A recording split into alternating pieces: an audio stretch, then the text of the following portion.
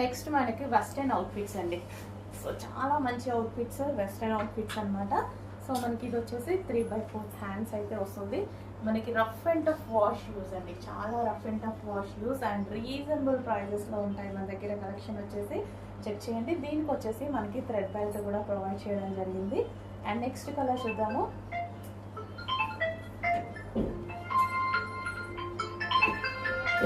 So next colour peacock blue, dark peacock blue అయితే వస్తుంది. హెవీగా dark peacock blue. Yoke part వచ్చేసి మనకి ఈ విధంగా ఉంటుంది.